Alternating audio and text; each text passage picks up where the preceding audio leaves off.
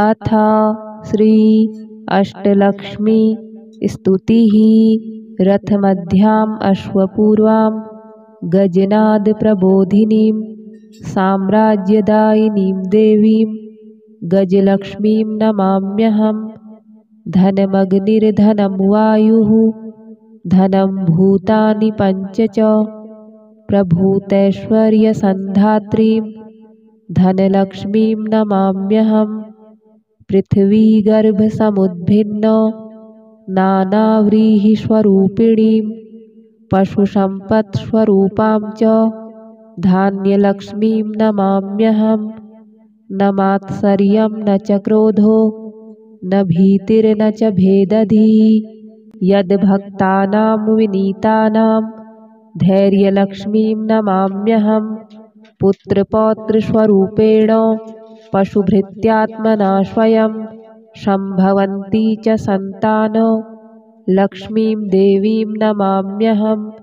नानाविज्ञानसन्धात्रीं बुद्धिशुद्धिप्रदायिनीम् अमृतत्वप्रदात्रीं च विद्यालक्ष्मीं नमाम्यहम्। नित्यसौभाग्यसौशील्यं वरलक्ष्मीं ददाति या प्रसन्नां स्त्रेण सुलभाम् आदिलक्ष्मीं नमाम्यहम्।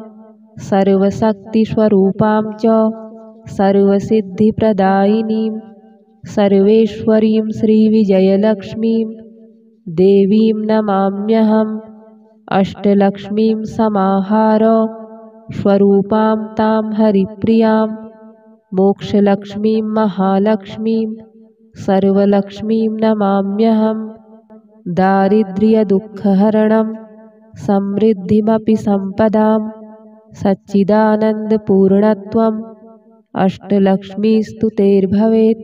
रथमध्याम् अश्वपूर्वां गजनादप्रबोधिनीं साम्राज्यदायिनीं देवीं गजलक्ष्मीं नमाम्यहम्। धनमग्निर्धनं वायुः धनं भूतानि पञ्च च प्रभूतैश्वर्यसन्धात्रीं धनलक्ष्मीं नमाम्यहम्। पृथ्वीगर्भसमुद्भिन्न नानाव्रीहिस्वरूपिणीं पशुसम्पत्स्वरूपां च धान्यलक्ष्मीं नमाम्यहम्। न मात्सर्यं न च क्रोधो न भीतिर्न च भेदधिः यद्भक्तानां विनीतानां धैर्यलक्ष्मीं नमाम्यहम्। पुत्रपौत्रस्वरूपेण पशुभृत्यात्मना स्वयं सम्भवन्ती च सन्तान लक्ष्मीं देवीं नमाम्यहम्। नानाविज्ञानसन्धात्रीं बुद्धिशुद्धिप्रदायिनीम् अमृतत्वप्रदात्रीं च विद्यालक्ष्मीं नमाम्यहम्। नित्यसौभाग्यसौशील्यं वरलक्ष्मीं ददाति या प्रसन्नां स्त्रेण सुलभाम् आदिलक्ष्मीं नमाम्यहम्। सर्वशक्तिस्वरूपां च सर्वसिद्धिप्रदायिनीं सर्वेश्वरीं श्रीविजयलक्ष्मीं देवीं नमाम्यहम्। अष्टलक्ष्मीं समाहार स्वरूपां तां हरिप्रियां मोक्षलक्ष्मीं महालक्ष्मीं सर्वलक्ष्मीं नमाम्यहम्। दारिद्र्यदुःखहरणं समृद्धिमपि सम्पदां सच्चिदानन्दपूर्णत्वम् अष्टलक्ष्मीस्तुतेर्भवेत्। रथमध्याम् अश्वपूर्वां गजनादप्रबोधिनीं साम्राज्यदायिनीं देवीं गजलक्ष्मीं नमाम्यहम्। धनमग्निर्धनं वायुः धनं भूतानि पञ्च च प्रभूतैश्वर्यसन्धात्रीं धनलक्ष्मीं नमाम्यहम्। पृथ्वीगर्भसमुद्भिन्न नानाव्रीहिस्वरूपिणीं पशुसम्पत्स्वरूपां च धान्यलक्ष्मीं नमाम्यहम्। न मात्सर्यं न च क्रोधो न भीतिर्न च भेदधिः यद्भक्तानां विनीतानां धैर्यलक्ष्मीं नमाम्यहम्। पुत्रपौत्रस्वरूपेण पशुभृत्यात्मना स्वयं सम्भवन्ती च सन्तानो लक्ष्मीं देवीं नमाम्यहम्। नानाविज्ञानसन्धात्रीं बुद्धिशुद्धिप्रदायिनीम् अमृतत्वप्रदात्रीं च विद्यालक्ष्मीं नमाम्यहम्। नित्यसौभाग्यसौशील्यं वरलक्ष्मीं ददाति या प्रसन्नां स्त्रेण सुलभाम् आदिलक्ष्मीं नमाम्यहम्।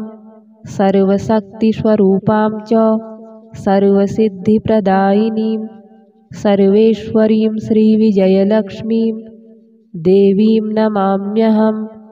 अष्टलक्ष्मीं समाहार स्वरूपां तां हरिप्रियां मोक्षलक्ष्मीं महालक्ष्मीं सर्वलक्ष्मीं नमाम्यहम्। दारिद्र्यदुःखहरणं समृद्धिमपि सम्पदां सच्चिदानन्दपूर्णत्वम् अष्टलक्ष्मीस्तुतेर्भवेत्। रथमध्याम् अश्वपूर्वां गजनादप्रबोधिनीं साम्राज्यदायिनीं देवीं गजलक्ष्मीं नमाम्यहम्। धनमग्निर्धनं वायुः धनं भूतानि पञ्च च प्रभूतैश्वर्यसन्धात्रीं धनलक्ष्मीं नमाम्यहम्। पृथ्वीगर्भसमुद्भिन्न नानाव्रीहिस्वरूपिणीं पशुसम्पत्स्वरूपां च धान्यलक्ष्मीं नमाम्यहम्। न मात्सर्यं न च क्रोधो न भीतिर्न च भेदधिः यद्भक्तानां विनीतानां धैर्यलक्ष्मीं नमाम्यहम्। पुत्रपौत्रस्वरूपेण पशुभृत्यात्मना स्वयं सम्भवन्ती च सन्तानो लक्ष्मीं देवीं नमाम्यहम्। नानाविज्ञानसन्धात्रीं बुद्धिशुद्धिप्रदायिनीं अमृतत्वप्रदात्रीं च विद्यालक्ष्मीं नमाम्यहम्। नित्यसौभाग्यसौशील्यं वरलक्ष्मीं ददाति या प्रसन्नां स्त्रेण सुलभाम् आदिलक्ष्मीं नमाम्यहम्। सर्वशक्तिस्वरूपां च सर्वसिद्धिप्रदायिनीं सर्वेश्वरीं श्रीविजयलक्ष्मीं देवीं नमाम्यहम्। अष्टलक्ष्मीं समाहार स्वरूपां तां हरिप्रियां मोक्षलक्ष्मीं महालक्ष्मीं सर्वलक्ष्मीं नमाम्यहम्। दारिद्र्यदुःखहरणं समृद्धिमपि सम्पदां सच्चिदानन्दपूर्णत्वम् अष्टलक्ष्मीस्तुतेर्भवेत्। रथमध्याम् अश्वपूर्वां गजनादप्रबोधिनीं साम्राज्यदायिनीं देवीं गजलक्ष्मीं नमाम्यहम्। धनमग्निर्धनं वायुः धनं भूतानि पञ्च च प्रभूतैश्वर्यसन्धात्रीं धनलक्ष्मीं नमाम्यहम्। पृथ्वीगर्भसमुद्भिन्न नानाव्रीहिस्वरूपिणीं पशुसम्पत्स्वरूपां च धान्यलक्ष्मीं नमाम्यहम्।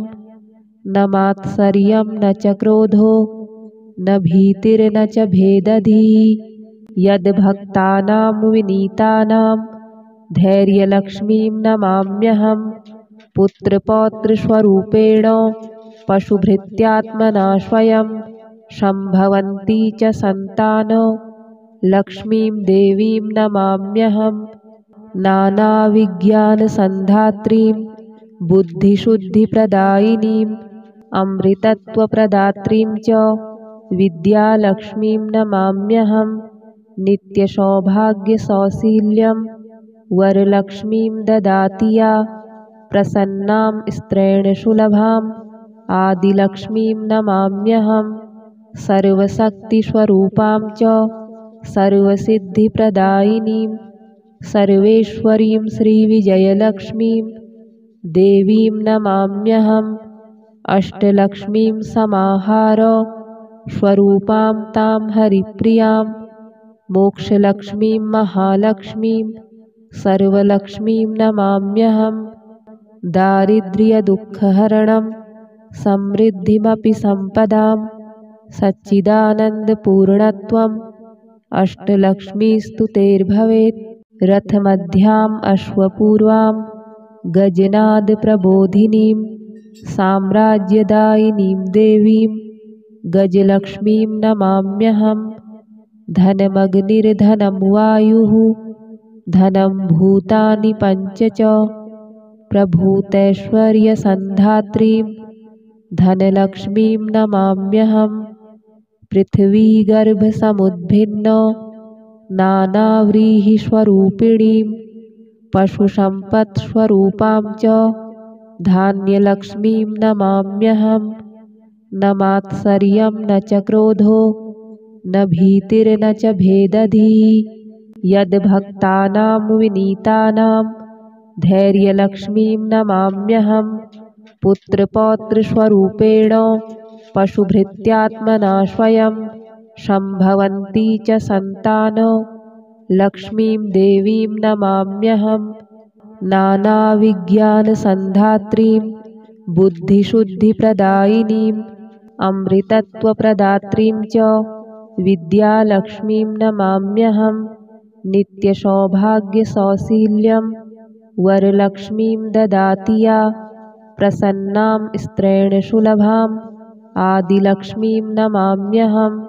सर्वशक्तिस्वरूपां च सर्वसिद्धिप्रदायिनीं सर्वेश्वरीं श्रीविजयलक्ष्मीं देवीं नमाम्यहम्। अष्टलक्ष्मीं समाहार स्वरूपां तां हरिप्रियां मोक्षलक्ष्मीं महालक्ष्मीं सर्वलक्ष्मीं नमाम्यहम्। दारिद्र्यदुःखहरणं समृद्धिमपि सम्पदां सच्चिदानन्दपूर्णत्वम् अष्टलक्ष्मीस्तुतेर्भवेत्। रथमध्याम् अश्वपूर्वां गजनादप्रबोधिनीं साम्राज्यदायिनीं देवीं गजलक्ष्मीं नमाम्यहम्। धनमग्निर्धनं वायुः धनं भूतानि पञ्च च प्रभूतैश्वर्यसन्धात्रीं धनलक्ष्मीं नमाम्यहम्। पृथ्वीगर्भसमुद्भिन्नो नानाव्रीहिस्वरूपिणीं पशुसम्पत्स्वरूपां च धान्यलक्ष्मीं नमाम्यहम्। न मात्सर्यं न च क्रोधो न भीतिर्न च भेदधिः यद्भक्तानां विनीतानां धैर्यलक्ष्मीं नमाम्यहम्। पुत्रपौत्रस्वरूपेण पशुभृत्यात्मना स्वयं सम्भवन्ती च सन्तानो लक्ष्मीं देवीं नमाम्यहम्। नानाविज्ञानसन्धात्रीं बुद्धिशुद्धिप्रदायिनीम् अमृतत्वप्रदात्रीं च विद्यालक्ष्मीं नमाम्यहम्। नित्यसौभाग्यसौशील्यं वरलक्ष्मीं ददाति या प्रसन्नां स्त्रैणसुलभाम् आदिलक्ष्मीं नमाम्यहम्। सर्वशक्तिस्वरूपां च सर्वसिद्धिप्रदायिनीं सर्वेश्वरीं श्रीविजयलक्ष्मीं देवीं नमाम्यहम्। अष्टलक्ष्मीं समाहार स्वरूपां तां हरिप्रियां मोक्षलक्ष्मीं महालक्ष्मीं सर्वलक्ष्मीं नमाम्यहम्। दारिद्र्यदुःखहरणं समृद्धिमपि सम्पदां सच्चिदानन्दपूर्णत्वम् अष्टलक्ष्मीस्तुतेर्भवेत्। रथमध्याम् अश्वपूर्वां गजनादप्रबोधिनीं साम्राज्यदायिनीं देवीं गजलक्ष्मीं नमाम्यहम्। धनमग्निर्धनं वायुः धनं भूतानि पञ्च च प्रभूतैश्वर्यसन्धात्रीं धनलक्ष्मीं नमाम्यहम्। पृथ्वीगर्भसमुद्भिन्नो नानाव्रीहिस्वरूपिणीं पशुसम्पत्स्वरूपां च धान्यलक्ष्मीं नमाम्यहम्। न मात्सर्यं न च क्रोधो न भीतिर्न च भेदधिः यद्भक्तानां विनीतानां धैर्यलक्ष्मीं नमाम्यहम्। पुत्रपौत्रस्वरूपेण पशुभृत्यात्मना स्वयं सम्भवन्ती च सन्तानो लक्ष्मीं देवीं नमाम्यहम्। नानाविज्ञानसन्धात्रीं बुद्धिशुद्धिप्रदायिनीम् अमृतत्वप्रदात्रीं च विद्यालक्ष्मीं नमाम्यहम्। नित्यसौभाग्यसौशील्यं वरलक्ष्मीं ददाति या प्रसन्नां स्त्रेण सुलभाम् आदिलक्ष्मीं नमाम्यहम्। सर्वशक्तिस्वरूपां च सर्वसिद्धिप्रदायिनीं सर्वेश्वरीं श्रीविजयलक्ष्मीं देवीं नमाम्यहम्। अष्टलक्ष्मीं समाहार स्वरूपां तां हरिप्रियां मोक्षलक्ष्मीं महालक्ष्मीं सर्वलक्ष्मीं नमाम्यहम्। दारिद्र्यदुःखहरणं समृद्धिमपि सम्पदां सच्चिदानन्दपूर्णत्वम् अष्टलक्ष्मीस्तुतेर्भवेत्। रथमध्याम् अश्वपूर्वां गजनादप्रबोधिनीं साम्राज्यदायिनीं देवीं गजलक्ष्मीं नमाम्यहम्। धनमग्निर्धनं वायुः धनं भूतानि पञ्च च प्रभूतैश्वर्यसन्धात्रीं धनलक्ष्मीं नमाम्यहम्।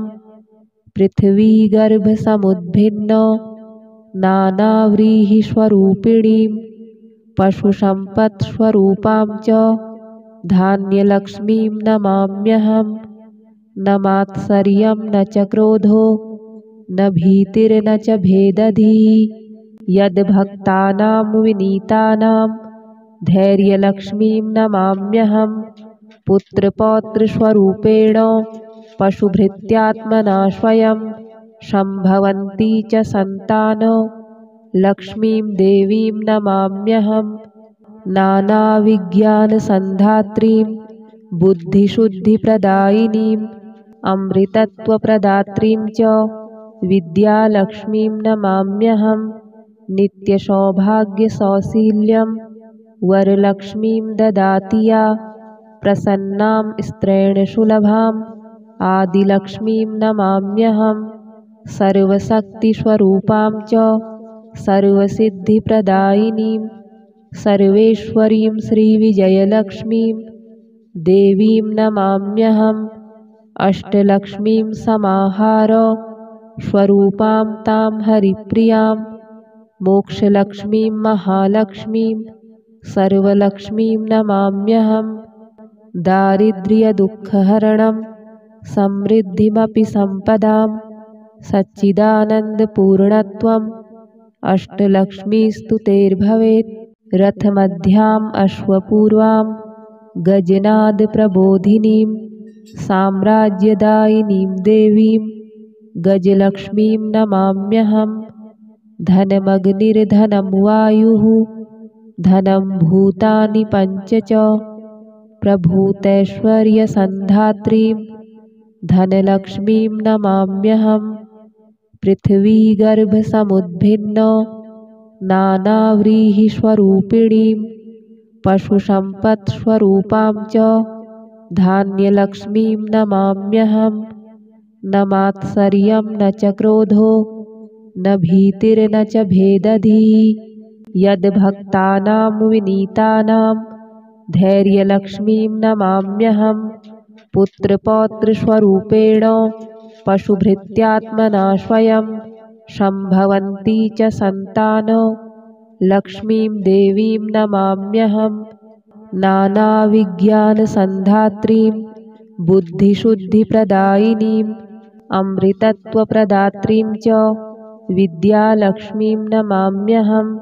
नित्यसौभाग्यसौशील्यं वरलक्ष्मीं ददाति या प्रसन्नां स्त्रेण सुलभाम् आदिलक्ष्मीं नमाम्यहम्। सर्वशक्तिस्वरूपां च सर्वसिद्धिप्रदायिनीं सर्वेश्वरीं श्रीविजयलक्ष्मीं देवीं नमाम्यहम्। अष्टलक्ष्मीं समाहार स्वरूपां तां हरिप्रियां मोक्षलक्ष्मीं महालक्ष्मीं सर्वलक्ष्मीं नमाम्यहम्। दारिद्र्यदुःखहरणं समृद्धिमपि सम्पदां सच्चिदानन्दपूर्णत्वम् अष्टलक्ष्मीस्तुतेर्भवेत्। रथमध्याम् अश्वपूर्वां गजनादप्रबोधिनीं साम्राज्यदायिनीं देवीं गजलक्ष्मीं नमाम्यहम्। धनमग्निर्धनं वायुः धनं भूतानि पञ्च च प्रभूतैश्वर्यसन्धात्रीं धनलक्ष्मीं नमाम्यहम्। पृथ्वीगर्भसमुद्भिन्नो नानाव्रीहिस्वरूपिणीं पशुसम्पत्स्वरूपां च धान्यलक्ष्मीं नमाम्यहम्। न मात्सर्यं न च क्रोधो न भीतिर्न च भेदधिः यद्भक्तानां विनीतानां धैर्यलक्ष्मीं नमाम्यहम्। पुत्रपौत्रस्वरूपेण पशुभृत्यात्मना स्वयं सम्भवन्ती च सन्तानो लक्ष्मीं देवीं नमाम्यहम्। नानाविज्ञानसन्धात्रीं बुद्धिशुद्धिप्रदायिनीम् अमृतत्वप्रदात्रीं च विद्यालक्ष्मीं नमाम्यहम्। नित्यसौभाग्यसौशील्यं वरलक्ष्मीं ददाति या प्रसन्नां स्त्रेण सुलभाम् आदिलक्ष्मीं नमाम्यहम्। सर्वशक्तिस्वरूपां च सर्वसिद्धिप्रदायिनीं सर्वेश्वरीं श्रीविजयलक्ष्मीं देवीं नमाम्यहम्। अष्टलक्ष्मीं समाहार स्वरूपां तां हरिप्रियां मोक्षलक्ष्मीं महालक्ष्मीं सर्वलक्ष्मीं नमाम्यहम्। दारिद्र्यदुःखहरणं समृद्धिमपि सम्पदां सच्चिदानन्दपूर्णत्वम् अष्टलक्ष्मीस्तुतेर्भवेत्। रथमध्याम् अश्वपूर्वां गजनादप्रबोधिनीं साम्राज्यदायिनीं देवीं गजलक्ष्मीं नमाम्यहम्।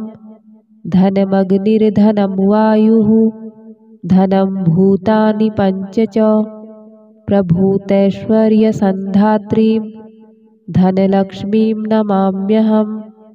पृथ्वीगर्भसमुद्भिन्नो नानाव्रीहिस्वरूपिणीं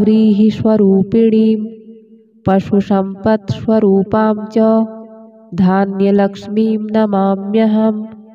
न मात्सर्यं न च क्रोधो न भीतिर्न च भेदधिः यद्भक्तानां विनीतानां धैर्यलक्ष्मीं नमाम्यहम्। पुत्रपौत्रस्वरूपेण पशुभृत्यात्मना स्वयं सम्भवन्ती च सन्तानो लक्ष्मीं देवीं नमाम्यहम्। नानाविज्ञानसन्धात्रीं बुद्धिशुद्धिप्रदायिनीम् अमृतत्वप्रदात्रीं च विद्यालक्ष्मीं नमाम्यहम्। नित्यसौभाग्यसौशील्यं वरलक्ष्मीं ददाति या प्रसन्नां स्त्रेण सुलभाम् आदिलक्ष्मीं नमाम्यहम्। सर्वशक्तिस्वरूपां च सर्वसिद्धिप्रदायिनीं सर्वेश्वरीं श्रीविजयलक्ष्मीं देवीं नमाम्यहम्। अष्टलक्ष्मीं समाहार स्वरूपां तां हरिप्रियां मोक्षलक्ष्मीं महालक्ष्मीं सर्वलक्ष्मीं नमाम्यहम्। दारिद्र्यदुःखहरणं समृद्धिमपि सम्पदां सच्चिदानन्दपूर्णत्वम् अष्टलक्ष्मीस्तुतेर्भवेत्। रथमध्याम् अश्वपूर्वां गजनादप्रबोधिनीं साम्राज्यदायिनीं देवीं गजलक्ष्मीं नमाम्यहम्। धनमग्निर्धनं वायुः धनं भूतानि पञ्च च प्रभूतैश्वर्यसन्धात्रीं धनलक्ष्मीं नमाम्यहम्। पृथ्वीगर्भसमुद्भिन्नो नानाव्रीहिस्वरूपिणीं पशुसम्पत्स्वरूपां च धान्यलक्ष्मीं नमाम्यहम्। न मात्सर्यं न च क्रोधो न भीतिर्न च भेदधिः यद्भक्तानां विनीतानां धैर्यलक्ष्मीं नमाम्यहं पुत्रपौत्रस्वरूपेण पशुभृत्यात्मना स्वयं सम्भवन्ती च सन्तानो लक्ष्मीं देवीं नमाम्यहं नानाविज्ञानसन्धात्रीं बुद्धिशुद्धिप्रदायिनीम् अमृतत्वप्रदात्रीं च विद्यालक्ष्मीं नमाम्यहं नित्यसौभाग्यसौशील्यं वरलक्ष्मीं ददाति या प्रसन्नां स्त्रेण सुलभाम् आदिलक्ष्मीं नमाम्यहं सर्वशक्तिस्वरूपां च सर्वसिद्धिप्रदायिनीं सर्वेश्वरीं श्रीविजयलक्ष्मीं देवीं नमाम्यहम् अष्टलक्ष्मीं समाहार स्वरूपां तां हरिप्रियां मोक्षलक्ष्मीं महालक्ष्मीं सर्वलक्ष्मीं नमाम्यहं दारिद्र्यदुःखहरणं समृद्धिमपि सम्पदां सच्चिदानन्दपूर्णत्वम् अष्टलक्ष्मीस्तुतेर्भवेत् रथमध्याम् अश्वपूर्वां गजनादप्रबोधिनीं साम्राज्यदायिनीं देवीं गजलक्ष्मीं नमाम्यहं धनमग्निर्धनं वायुः धनं भूतानि पञ्च च प्रभूतैश्वर्यसन्धात्रीं धनलक्ष्मीं नमाम्यहं पृथ्वीगर्भसमुद्भिन्न नानाव्रीहिस्वरूपिणीं पशुसम्पत्स्वरूपां च धान्यलक्ष्मीं नमाम्यहं न मात्सर्यं न च क्रोधो न भीतिर्न च भेदधिः यद्भक्तानां विनीतानां धैर्यलक्ष्मीं नमाम्यहं पुत्रपौत्रस्वरूपेण पशुभृत्यात्मना स्वयं सम्भवन्ती च सन्तानो लक्ष्मीं देवीं नमाम्यहं नानाविज्ञानसन्धात्रीं बुद्धिशुद्धिप्रदायिनीम् अमृतत्वप्रदात्रीं च विद्यालक्ष्मीं नमाम्यहं नित्यसौभाग्यसौशील्यं वरलक्ष्मीं ददाति या प्रसन्नां स्त्रेण सुलभाम् आदिलक्ष्मीं नमाम्यहं सर्वशक्तिस्वरूपां च सर्वसिद्धिप्रदायिनीं सर्वेश्वरीं श्रीविजयलक्ष्मीं देवीं नमाम्यहम् अष्टलक्ष्मीं समाहार स्वरूपां तां हरिप्रियां मोक्षलक्ष्मीं महालक्ष्मीं सर्वलक्ष्मीं नमाम्यहं दारिद्र्यदुःखहरणं समृद्धिमपि सम्पदां सच्चिदानन्दपूर्णत्वम् अष्टलक्ष्मीस्तुतेर्भवेत् रथमध्याम् अश्वपूर्वां गजनादप्रबोधिनीं साम्राज्यदायिनीं देवीं गजलक्ष्मीं नमाम्यहं धनमग्निर्धनं वायुः धनं भूतानि पञ्च च प्रभूतैश्वर्यसन्धात्रीं धनलक्ष्मीं नमाम्यहं पृथ्वीगर्भसमुद्भिन्न नानाव्रीहिस्वरूपिणीं पशुसम्पत्स्वरूपां च धान्यलक्ष्मीं नमाम्यहं न मात्सर्यं न च क्रोधो न भीतिर्न च भेदधिः यद्भक्तानां विनीतानां धैर्यलक्ष्मीं नमाम्यहं पुत्रपौत्रस्वरूपेण पशुभृत्यात्मना स्वयं सम्भवन्ती च सन्तानो लक्ष्मीं देवीं नमाम्यहं नानाविज्ञानसन्धात्रीं बुद्धिशुद्धिप्रदायिनीम् अमृतत्वप्रदात्रीं च विद्यालक्ष्मीं नमाम्यहं नित्यसौभाग्यसौशील्यं वरलक्ष्मीं ददाति या प्रसन्नां स्त्रेण सुलभाम् आदिलक्ष्मीं नमाम्यहं सर्वशक्तिस्वरूपां च सर्वसिद्धिप्रदायिनीं सर्वेश्वरीं श्रीविजयलक्ष्मीं देवीं नमाम्यहम् अष्टलक्ष्मीं समाहार स्वरूपां तां हरिप्रियां मोक्षलक्ष्मीं महालक्ष्मीं सर्वलक्ष्मीं नमाम्यहम् दारिद्र्यदुःखहरणं समृद्धिमपि सम्पदां सच्चिदानन्दपूर्णत्वम् अष्टलक्ष्मीस्तुतेर्भवेत् रथमध्याम् अश्वपूर्वां गजनादप्रबोधिनीं साम्राज्यदायिनीं देवीं गजलक्ष्मीं नमाम्यहम् धनमग्निर्धनं वायुः धनं भूतानि पञ्च च प्रभूतैश्वर्यसन्धात्रीं धनलक्ष्मीं नमाम्यहम् पृथ्वीगर्भसमुद्भिन्न नानाव्रीहिस्वरूपिणीं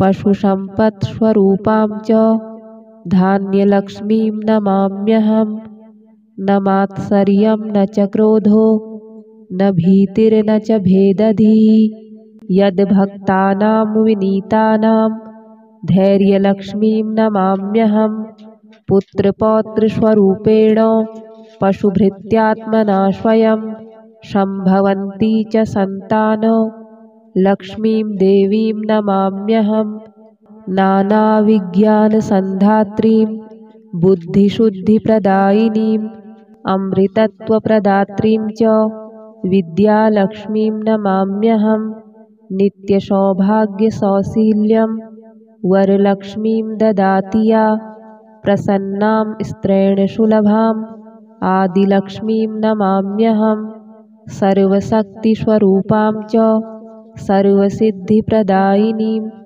सर्वेश्वरीं श्रीविजयलक्ष्मीं देवीं नमाम्यहम् अष्टलक्ष्मीं समाहार स्वरूपां तां हरिप्रियां मोक्षलक्ष्मीं महालक्ष्मीं सर्वलक्ष्मीं नमाम्यहम् दारिद्र्यदुःखहरणं समृद्धिमपि सम्पदां सच्चिदानन्दपूर्णत्वम् अष्टलक्ष्मीस्तुतेर्भवेत् रथमध्याम् अश्वपूर्वां गजनादप्रबोधिनीं साम्राज्यदायिनीं देवीं गजलक्ष्मीं नमाम्यहम् धनमग्निर्धनं वायुः धनं भूतानि पञ्च च प्रभूतैश्वर्यसन्धात्रीं धनलक्ष्मीं नमाम्यहम् पृथ्वीगर्भसमुद्भिन्न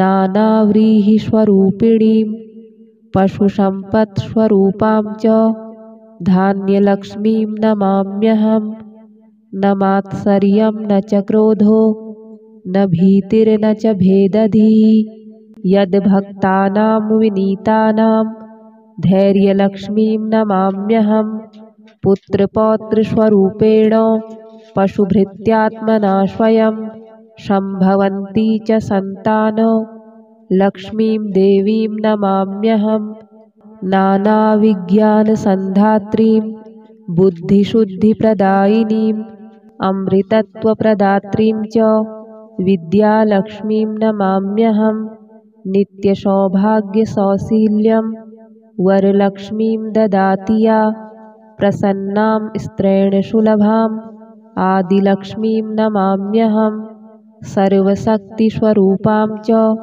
सर्वसिद्धिप्रदायिनीं सर्वेश्वरीं श्रीविजयलक्ष्मीं देवीं नमाम्यहम् अष्टलक्ष्मीं समाहार स्वरूपां तां हरिप्रियां मोक्षलक्ष्मीं महालक्ष्मीं सर्वलक्ष्मीं नमाम्यहम् दारिद्र्यदुःखहरणं समृद्धिमपि सम्पदां सच्चिदानन्दपूर्णत्वम् अष्टलक्ष्मीस्तुतेर्भवेत् रथमध्याम् अश्वपूर्वां गजनादप्रबोधिनीं साम्राज्यदायिनीं देवीं गजलक्ष्मीं नमाम्यहम् धनमग्निर्धनं वायुः धनं भूतानि पञ्च च प्रभूतैश्वर्यसन्धात्रीं धनलक्ष्मीं नमाम्यहम् पृथ्वीगर्भसमुद्भिन्न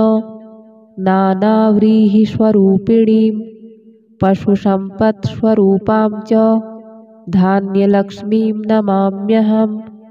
न मात्सर्यं न च क्रोधो न भीतिर्न च भेदधिः। यद्भक्तानां विनीतानां धैर्यलक्ष्मीं नमाम्यहम्। पुत्रपौत्रस्वरूपेण पशुभृत्यात्मना स्वयं सम्भवन्ती च सन्तानो लक्ष्मीं देवीं नमाम्यहम्। नानाविज्ञानसन्धात्रीं बुद्धिशुद्धिप्रदायिनीं अमृतत्वप्रदात्रीं च विद्यालक्ष्मीं नमाम्यहम्। नित्यसौभाग्यसौशील्यं वरलक्ष्मीं ददाति या प्रसन्नां स्त्रेण सुलभाम् आदिलक्ष्मीं नमाम्यहम्। सर्वशक्तिस्वरूपां च सर्वसिद्धिप्रदायिनीं सर्वेश्वरीं श्रीविजयलक्ष्मीं देवीं नमाम्यहम्। अष्टलक्ष्मीं समाहार स्वरूपां तां हरिप्रियां मोक्षलक्ष्मीं महालक्ष्मीं सर्वलक्ष्मीं नमाम्यहम्। दारिद्र्यदुःखहरणं समृद्धिमपि सम्पदां सच्चिदानन्दपूर्णत्वम् अष्टलक्ष्मीस्तुतेर्भवेत्।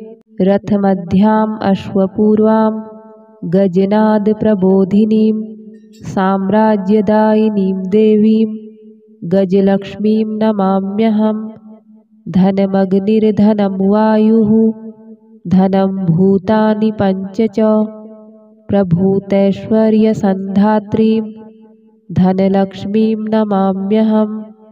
पृथ्वीगर्भसमुद्भिन्न नानाव्रीहिस्वरूपिणीं पशुसम्पत्स्वरूपां च धान्यलक्ष्मीं नमाम्यहम्। न मात्सर्यं न च क्रोधो न भीतिर्न च भेदधिः। यद्भक्तानां विनीतानां धैर्यलक्ष्मीं नमाम्यहम्। पुत्रपौत्रस्वरूपेण पशुभृत्यात्मना स्वयं सम्भवन्ती च सन्तानो लक्ष्मीं देवीं नमाम्यहम्। नानाविज्ञानसन्धात्रीं बुद्धिशुद्धिप्रदायिनीं अमृतत्वप्रदात्रीं च विद्यालक्ष्मीं नमाम्यहम्। नित्यसौभाग्यसौशील्यं वरलक्ष्मीं ददाति या प्रसन्नां स्त्रेण सुलभाम् आदिलक्ष्मीं नमाम्यहम्। सर्वशक्तिस्वरूपां च सर्वसिद्धिप्रदायिनीं सर्वेश्वरीं श्रीविजयलक्ष्मीं देवीं नमाम्यहम्। अष्टलक्ष्मीं समाहार स्वरूपां तां हरिप्रियां मोक्षलक्ष्मीं महालक्ष्मीं सर्वलक्ष्मीं नमाम्यहम्। दारिद्र्यदुःखहरणं समृद्धिमपि सम्पदां सच्चिदानन्दपूर्णत्वम् अष्टलक्ष्मीस्तुतेर्भवेत्। रथमध्याम् अश्वपूर्वां गजनादप्रबोधिनीं साम्राज्यदायिनीं देवीं गजलक्ष्मीं नमाम्यहम्। धनमग्निर्धनं वायुः धनं भूतानि पञ्च च प्रभूतैश्वर्यसन्धात्रीं धनलक्ष्मीं नमाम्यहम्। पृथ्वीगर्भसमुद्भिन्न नानाव्रीहिस्वरूपिणीं पशुसम्पत्स्वरूपां च धान्यलक्ष्मीं नमाम्यहम्। न मात्सर्यं न च क्रोधो न भीतिर्न च भेदधिः। यद्भक्तानां विनीतानां धैर्यलक्ष्मीं नमाम्यहम्। पुत्रपौत्रस्वरूपेण पशुभृत्यात्मना स्वयं सम्भवन्ती च सन्तानो लक्ष्मीं देवीं नमाम्यहम्। नानाविज्ञानसन्धात्रीं बुद्धिशुद्धिप्रदायिनीं अमृतत्वप्रदात्रीं च विद्यालक्ष्मीं नमाम्यहम्। नित्यसौभाग्यसौशील्यं वरलक्ष्मीं ददाति या प्रसन्नां स्त्रेण सुलभाम् आदिलक्ष्मीं नमाम्यहम्। सर्वशक्तिस्वरूपां च सर्वसिद्धिप्रदायिनीं सर्वेश्वरीं श्रीविजयलक्ष्मीं देवीं नमाम्यहम्। अष्टलक्ष्मीं समाहार स्वरूपां तां हरिप्रियां मोक्षलक्ष्मीं महालक्ष्मीं सर्वलक्ष्मीं नमाम्यहम्। दारिद्र्यदुःखहरणं समृद्धिमपि सम्पदां सच्चिदानन्दपूर्णत्वम् अष्टलक्ष्मीस्तुतेर्भवेत्। रथमध्याम् अश्वपूर्वां गजनादप्रबोधिनीं साम्राज्यदायिनीं देवीं गजलक्ष्मीं नमाम्यहम्। धनमग्निर्धनं वायुः धनं भूतानि पञ्च च प्रभूतैश्वर्यसन्धात्रीं धनलक्ष्मीं नमाम्यहम्।